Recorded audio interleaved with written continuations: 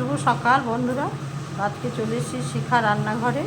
দেখুন আমার বৌমা শাক বাছছে, সর্ষের শাক আর বেগুন কেটেছে, আর আমি মাছ রান্না করছি।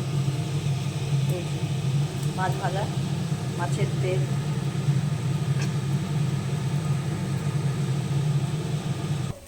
পেঁয়াজটা লাল লাল হয়ে গেছে। পেঁয়াজটা ভেজে নিলাম, ভাজার পরে এবার পেঁয়াজ, রসুন, আদা, লঙ্কা বাটা, জিরে বাটা সব দিয়ে দিলাম। এবারে আমি লবণ হলুদ দিয়ে দিব, হলুদ দিয়ে দিলাম, লবণটাও দিয়ে দিলাম। ভালো করে মশলাটাকে কষিয়ে নেব। আলুটা ভেজে রেখেছি,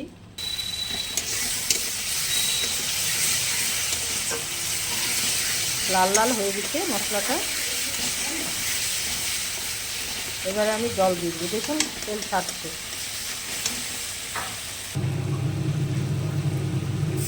জলটা দিয়ে দিলাম, ঝোলটা ফুটে গেছে, ঢাকনাটা তুলে নেব। আর ভাজা রাখা আলুগুলো দিয়ে দেবো, টমেটো আছে সঙ্গে দিয়ে দিলাম, একসঙ্গে দিয়ে দিলাম। এবারও আরেকটু ঢেকে দেব।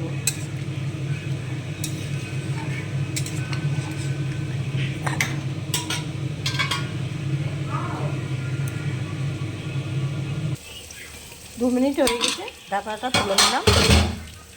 ভেজে রাখা মাছগুলো এবার দিয়ে দিব। রুই মাছ বন্ধুরা, দেশি রুই একদম, সবগুলো একসঙ্গে ঢেলে দেবো।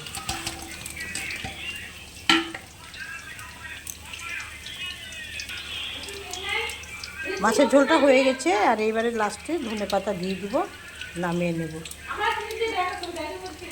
বন্ধুরা রান্নাটা কমপ্লিট। কেমন লাগলো অবশ্যই লাইক, কমেন্ট, শেয়ার করবে, কাকিমার পাশে থাকবে। এখানে ভিডিওটা শেষ করলাম।